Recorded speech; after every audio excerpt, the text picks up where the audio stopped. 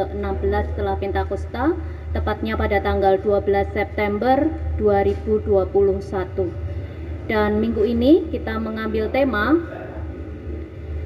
gunakan lidah untuk menjadi berkat. Jemaat terkasih, mari kita mengambil waktu hening beberapa saat. Mari kita siapkan hati dan pikiran kita untuk beribadah di hadapan Tuhan. Mari.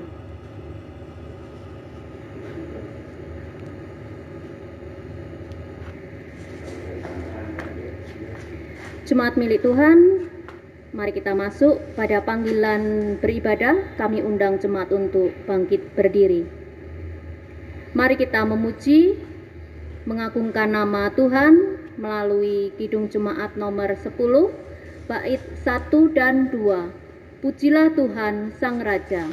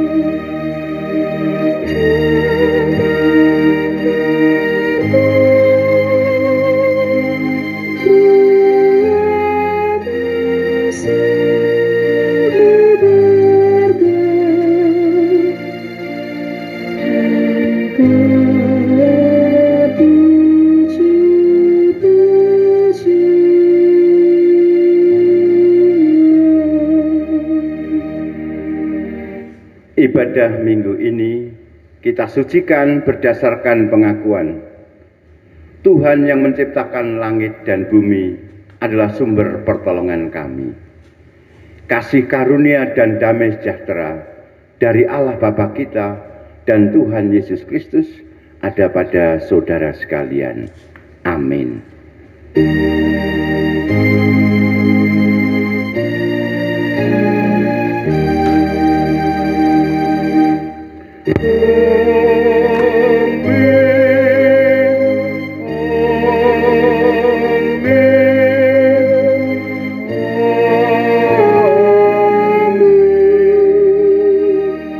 Dipersilahkan duduk. Jemaat kekasih Tuhan Yesus Kristus, di minggu ini kita disodori tema gunakan lidah untuk menjadi berkat. Mari kita pakai lidah kita untuk memuji memuliakan nama Tuhan, mengakui cinta kasih dan pemeliharaannya. Kita pakai bait yang kedua dan yang kelima. Pujilah Tuhan, segala kuasa padanya.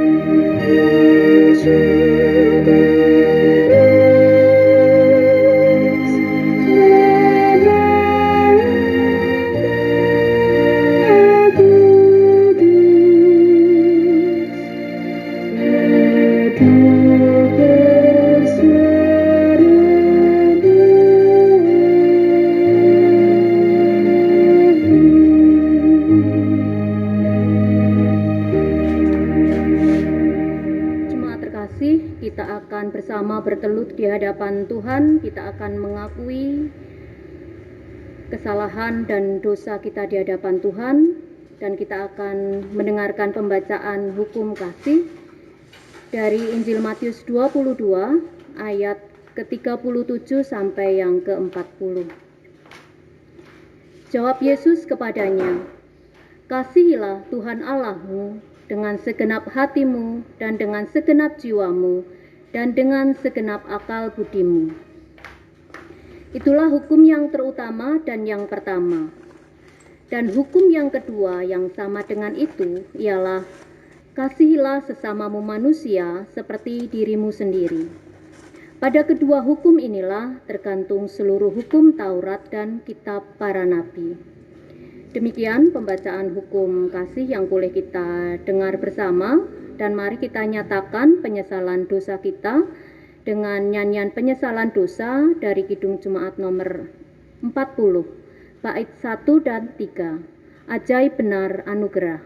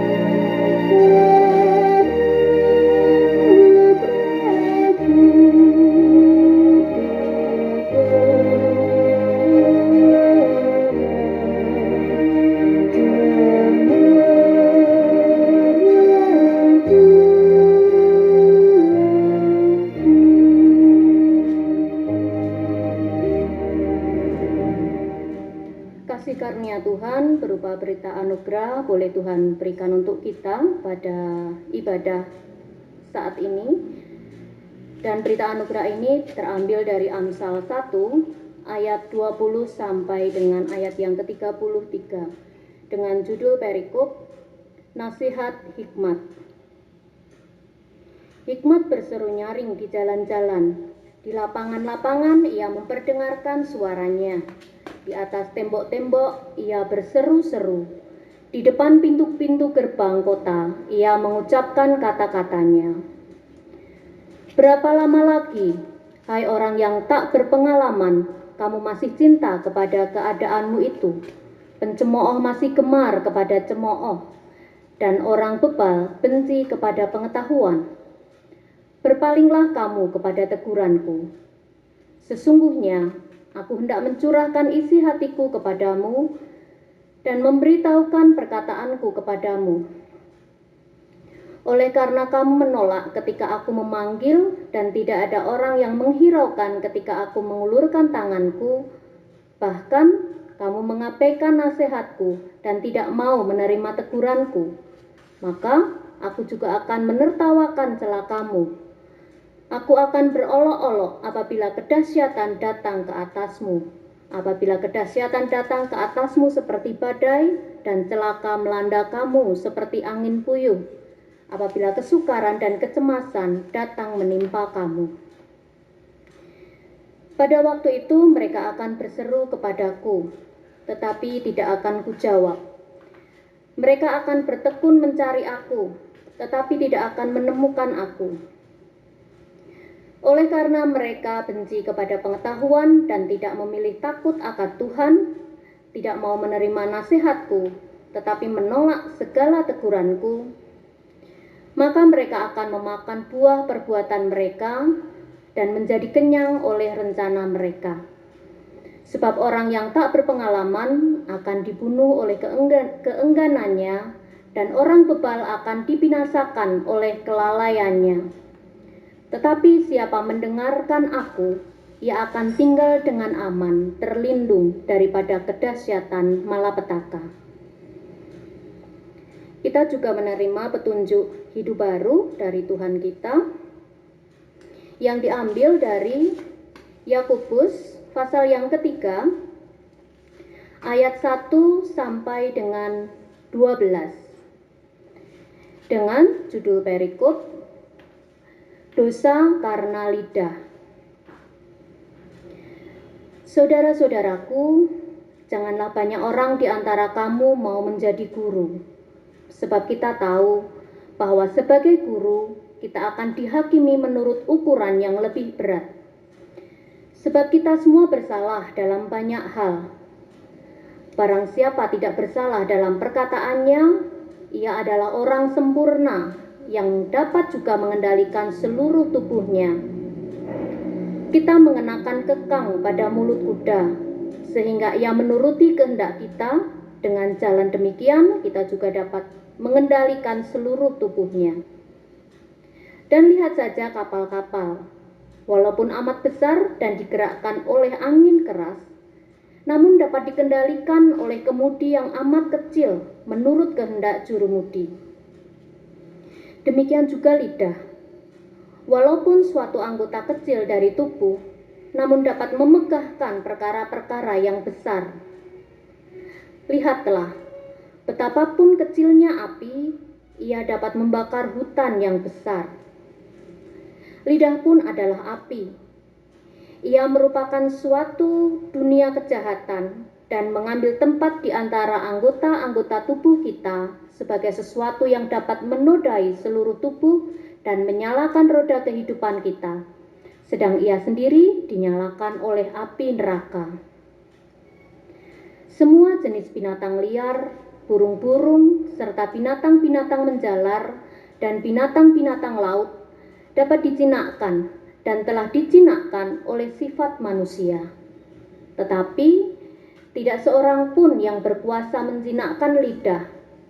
Ia adalah sesuatu yang buas, yang tak terkuasai dan penuh racun yang mematikan.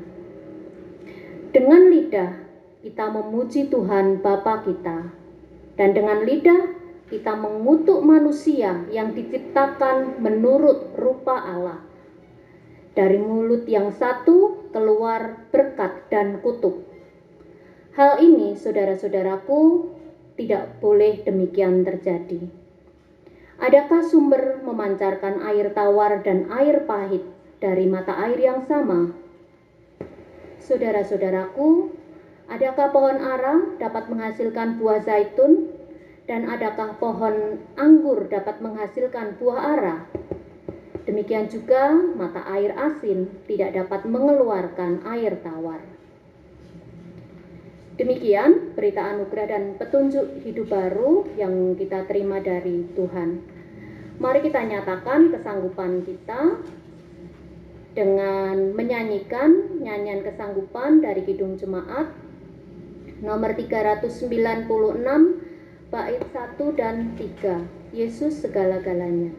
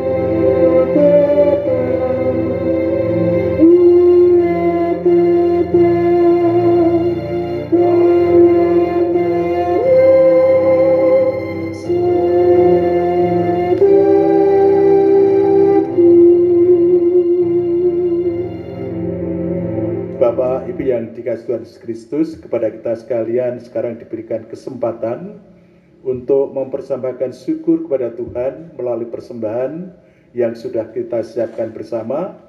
Dan persembahan ini kami landasi dengan pembacaan dari kitab Mazmur pasal yang ke-19 yang demikian firman-Nya. Langit menceritakan kemuliaan Allah dan cakrawala memberitakan pekerjaan tangannya.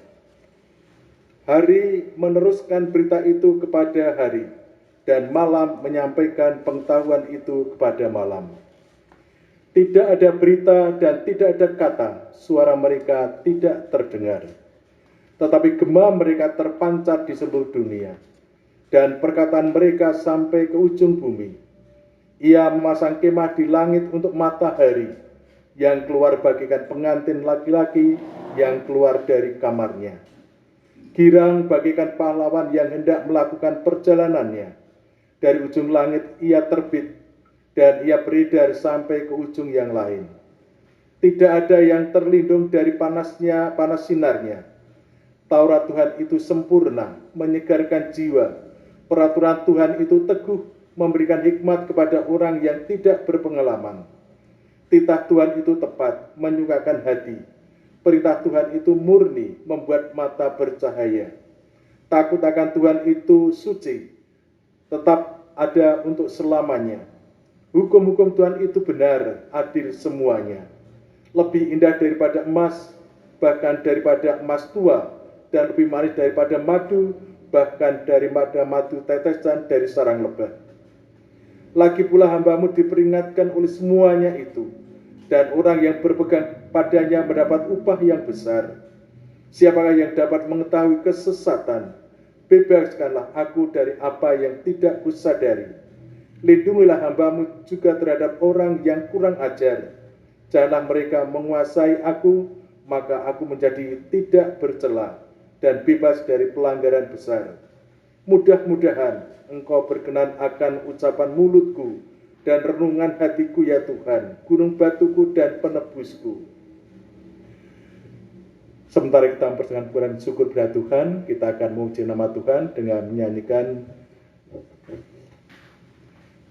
Kidung Jemaat nomor 292 bait yang pertama dan kedua.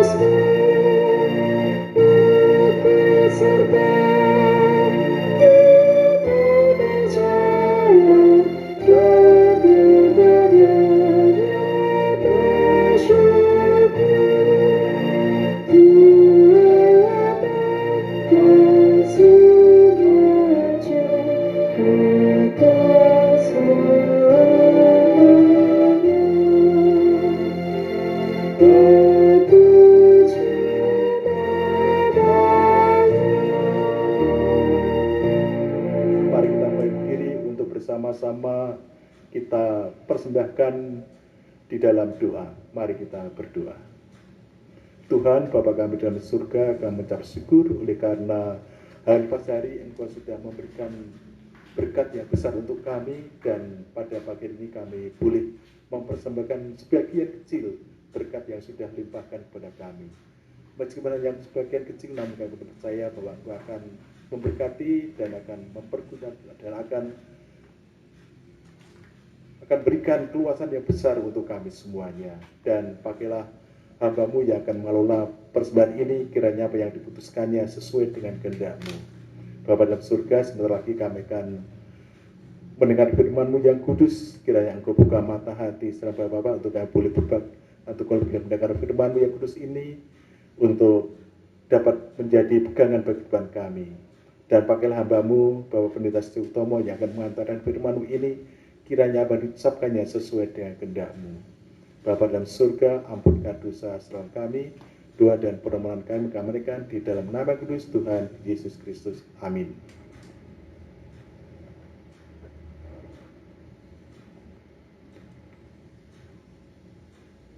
Bapak Ibu yang terkasih, bacaan Injil kita terima melalui kesaksian Injil Markus pasal 8 ayat 27 sampai 38.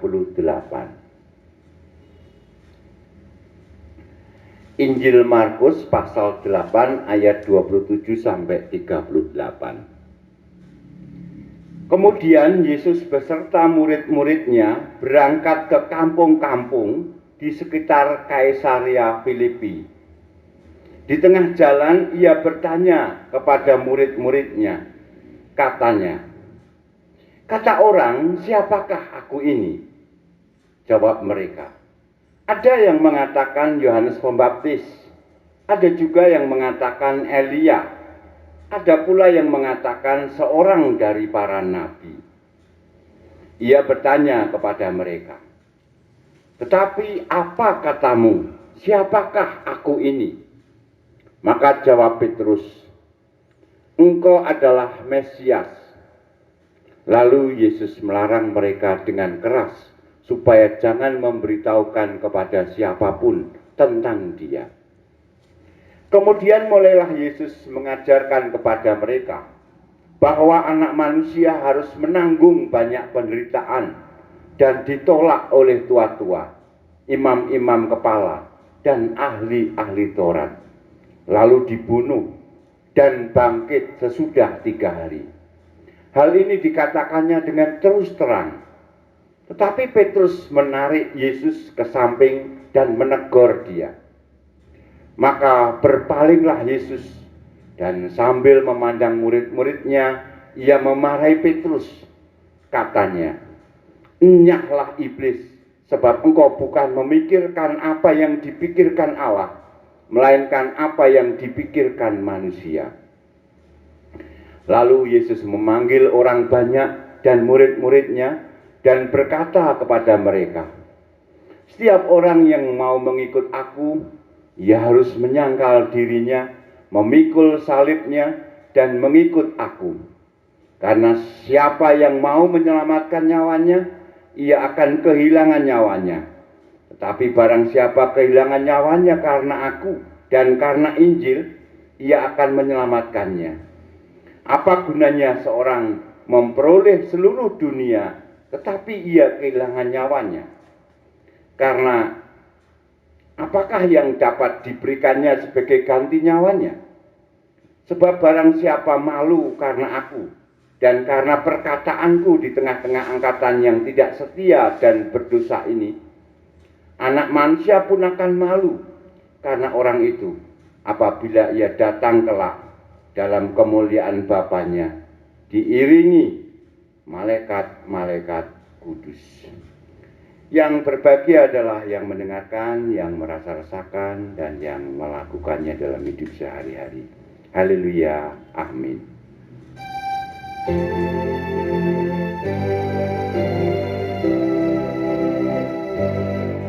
Haleluya, haleluya, haleluya.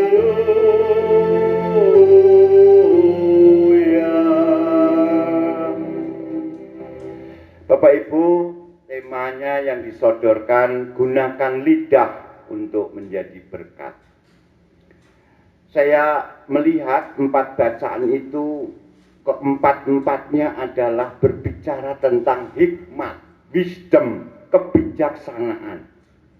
Terus terang Bapak Ibu, hikmat itu adalah guru besar umat manusia yang hadir lewat kata-kata seorang guru, tapi hadir pula dalam pola alam semesta, hadir pula dalam planet kita, dalam tata surya kita.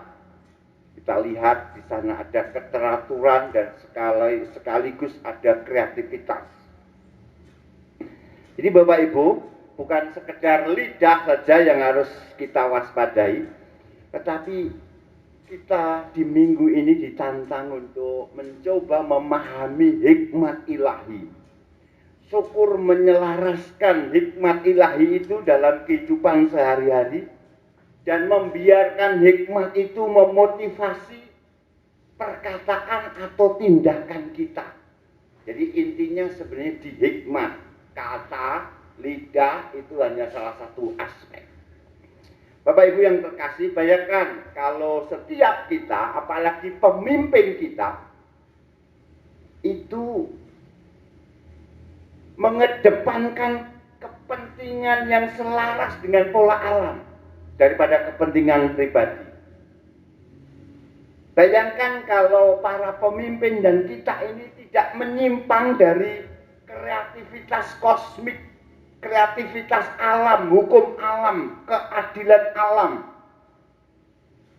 Kalau kita menyimpang, kalau pemimpin-pemimpin kita menyimpang, bahayanya tidak hanya ditanggung bagi mereka yang merusak alam. Bahayanya adalah komunitas. Bahaya dan risiko dari perusakan alam itu sangat jelas. Habitat yang rusak akan mempengaruhi kesehatan orang. Pembabatan hutan, pencemaran air tanah, air sungai, air laut akan berdampak. Itu ada hikmat di dalamnya, Bapak Ibu. Dan kita tahu hikmat ilahi itu selalu kontras dengan nilai-nilai yang dihidupi oleh dunia ini. Terutama kontrasnya adalah dalam hal kesediaan untuk menderita dan berkorban. Nah, baik Bapak Ibu, kita lihat skala nasional.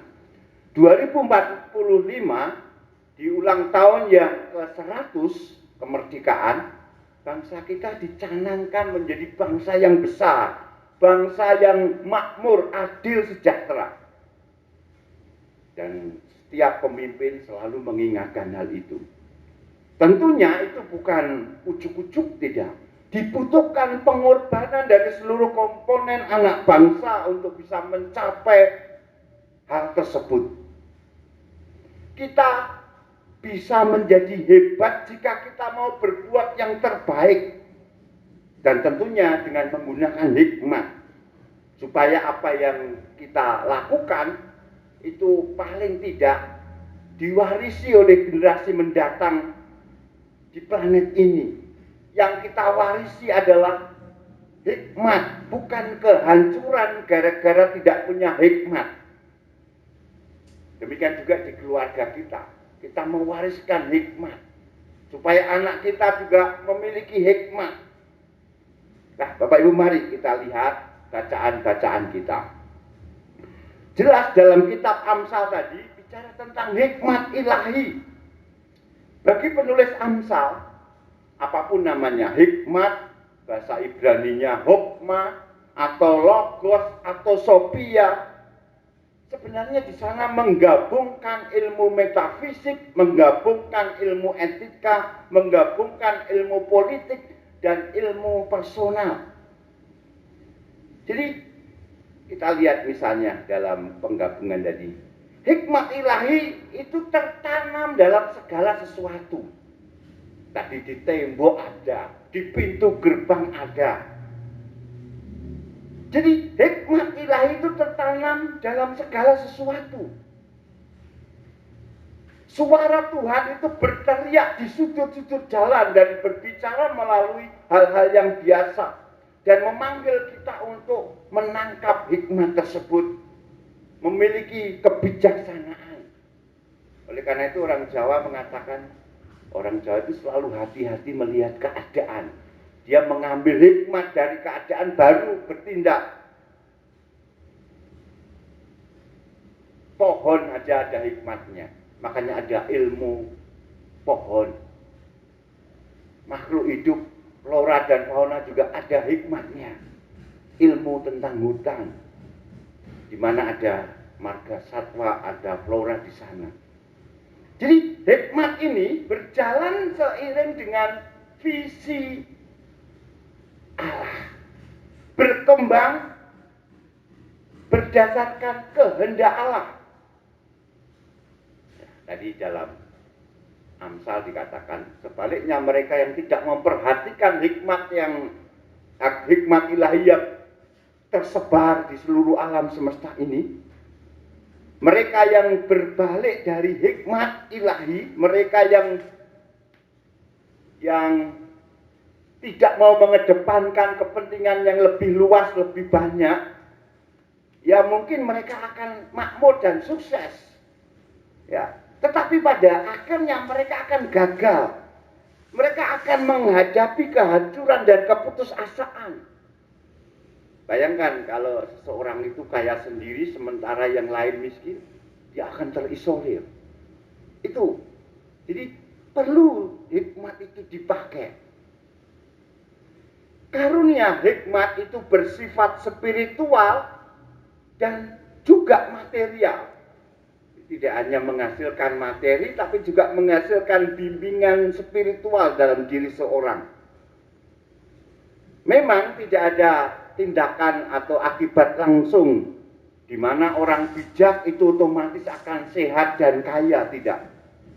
Nah, ini yang disebut dengan causa prima. Ya, kausalitas. Tidak otomatis. Sebaliknya, pengaturan hidup yang berdasarkan hikmat, ia akan membawa kepada kebahagiaan, membawa pada kepuasan, membawa pada kesediaan untuk memilih jalan Tuhan daripada cara duniawi. Kalau cara duniawi, ya konsumerisme, didominasi oleh konsumsi, didominasi oleh win-lose, kekuatan sepihak, didominasi oleh greedy, sifat keserakahan.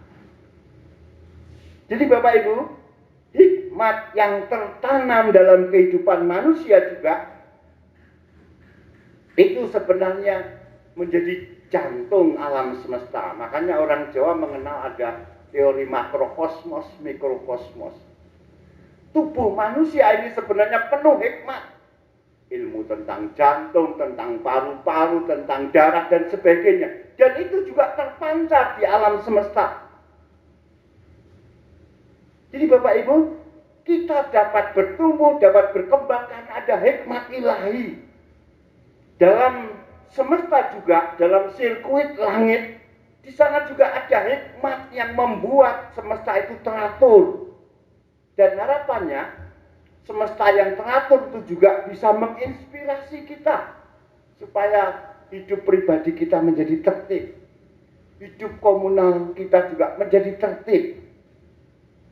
Mana yang mau didulukan? Makrokosmos, alam semesta, belajar dari sana, atau mikrokosmos, kita belajar dari sel-sel tubuh di dalam diri kita. Makanya hikmat ada di mana-mana, bahkan di dalam sel tubuh kita, dalam DNA kita.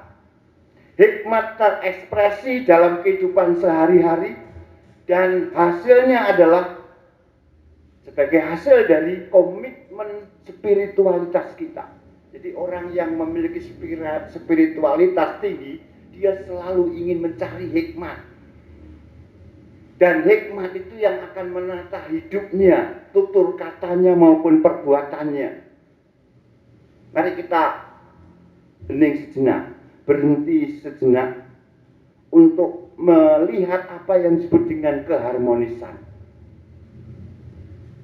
Kita diminta untuk menjaga hati, menjaga pikiran, menjaga emosi, menjaga mental. Itulah hikmat yang sejati.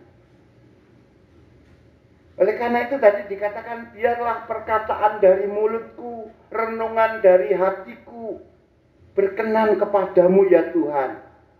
Engkau kekuatan dan penebusku. Nah, Bapak Ibu, ini juga menjadi pesan dari petikan Yakobus, bacaan Yakobus yang kita terima. Lidah itu memang bisa menjadi masalah.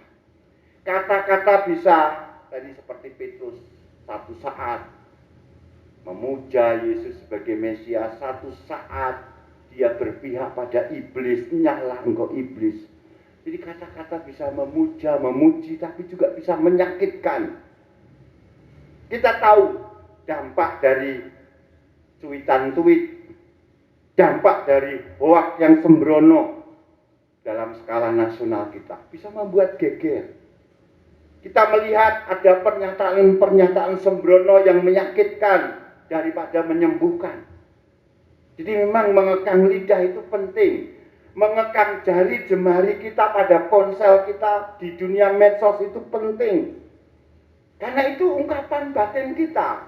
Kita perlu menjaga kehidupan batin melalui kata-kata atau tulisan-tulisan kita. Kata-kata dan tulisan kita itu mengungkapkan apa yang ada di batin kita. Sekali lagi, kata-kata, tulisan kita bisa mempersatukan, namun sekaligus bisa memecah belah.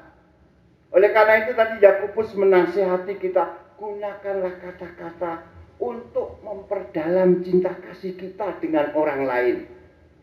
Ya, untuk mengucap syukur, untuk misi perdamaian, misi rekonsiliasi, misi mendamaikan, untuk menguatkan, untuk mengubah, memotivasi, mendorong kehidupan bersama lebih baik.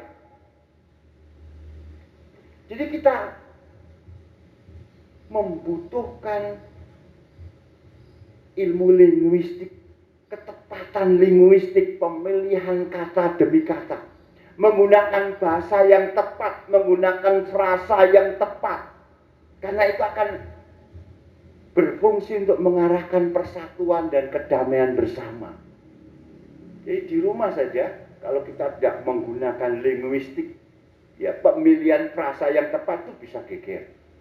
Di masyarakat lebih lagi, skala nasional lebih lagi. Jadi kita perlu menjauhi sikap kritik yang ngawur, yang selama ini marak sekali. Yang penting karena kebebasan asal kritik. Ya, karena apa? Kritik yang ngawur itu bisa menyebabkan kebencian, bisa menyebabkan terpolarisasi keterasingan. Orang bisa saling membenci karena kritik yang mengawur. Jadi sekali lagi, Yakobus mengingatkan kita bahwa bahasa kita itu penting. Makanya saya senang dengan orang-orang yang belajar bahasa. Karena dia akan berusaha menata, meruntutkan kata dengan bijak. Karena bahasa, kata itu bisa membahayakan orang lain. Bisa melukai tujuan bersama kita. Kita membutuhkan kasih karunia untuk memahami orang lain. Dan tentu dengan memahami orang lain kita akan menggunakan makna yang atau pemahaman bahasa yang berbeda. Jadi jangan tergoda untuk lebih suka mengkoreksi orang lain dengan membabi buta. Nah, Bapak Ibu, sementara dalam Injil tadi Yesus menggunakan beberapa kata yang sulit. Dia mulai dengan bertanya kepada para pengikutnya, kata orang, siapakah anak manusia ini? Secara umum ini menjadi pertanyaan umat manusia, ya, mencari penyelamat.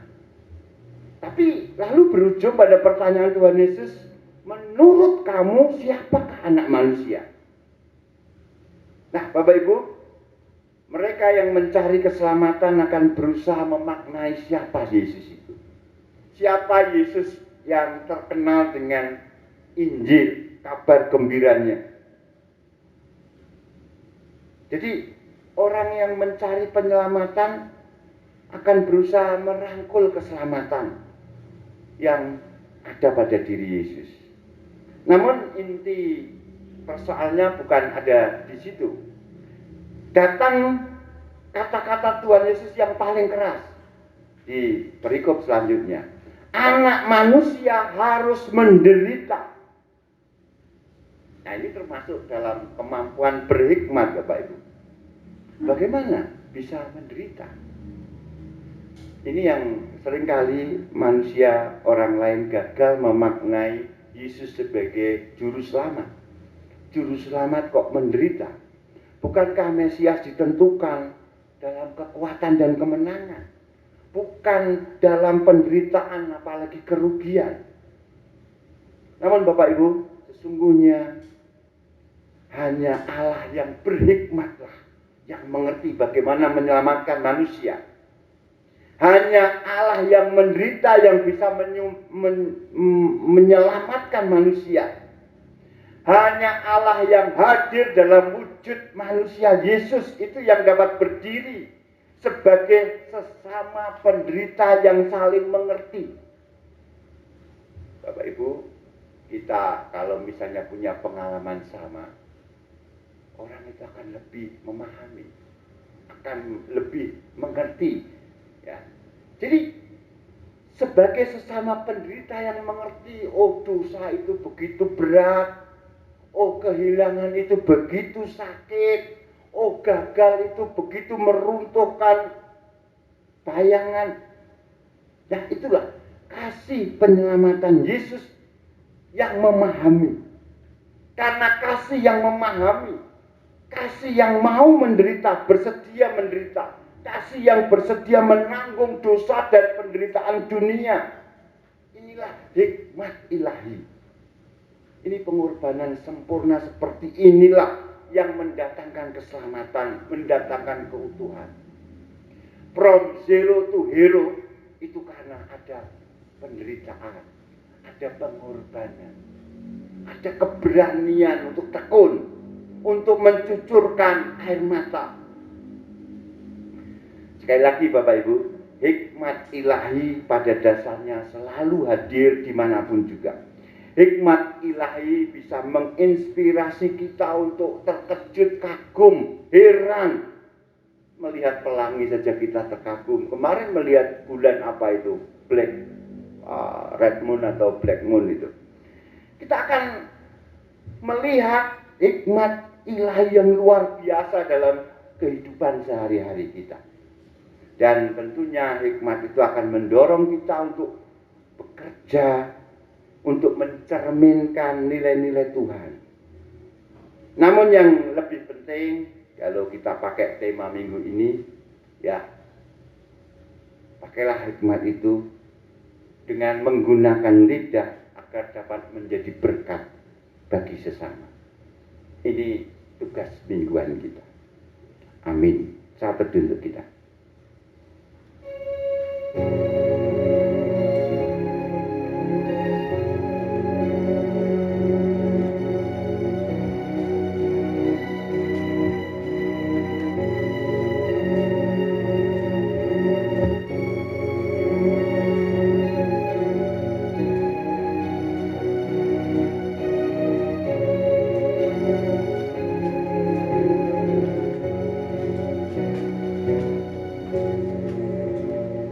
Kita sempurnakan doa-doa di ibadah kita dengan doa yang diajarkan oleh Tuhan Yesus. Kita berdoa doa Bapa kami. Bapa kami yang di surga, dikuduskanlah namamu, datanglah kerajaanmu, jadilah kehendakmu di bumi seperti di surga.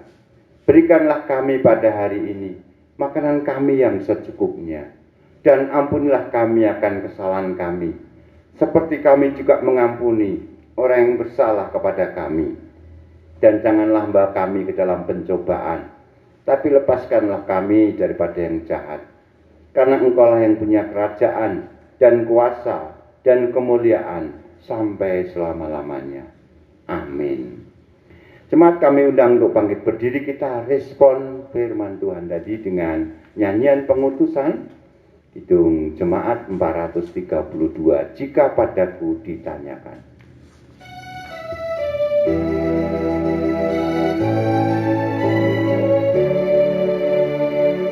Jika padaku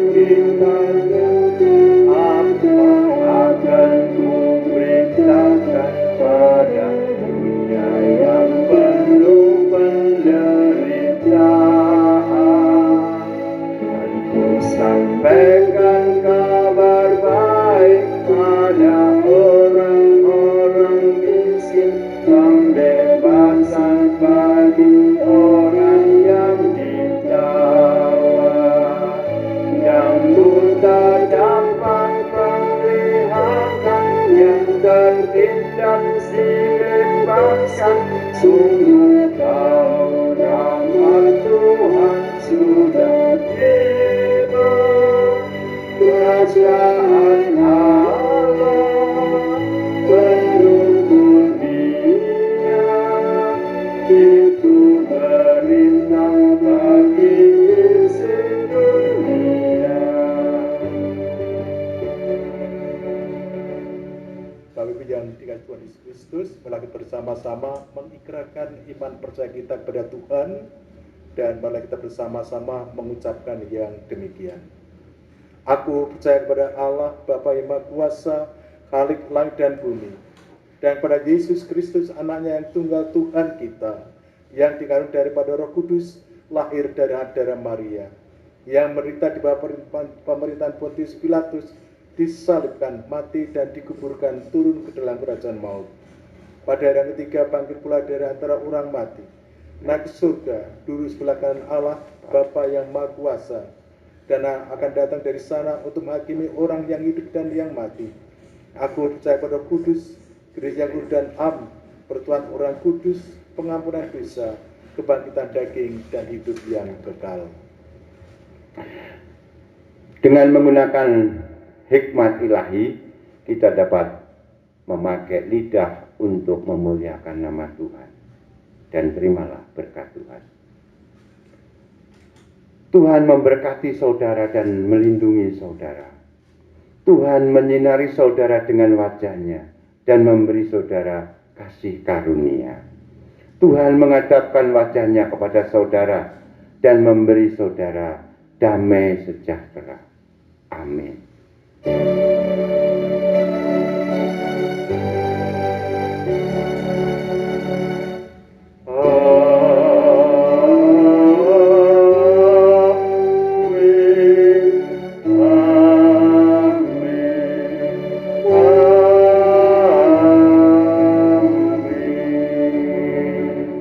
Kita akhiri ibadah kita dengan nyanyian penutup bait yang kedua, Jika Padaku Ditanyakan.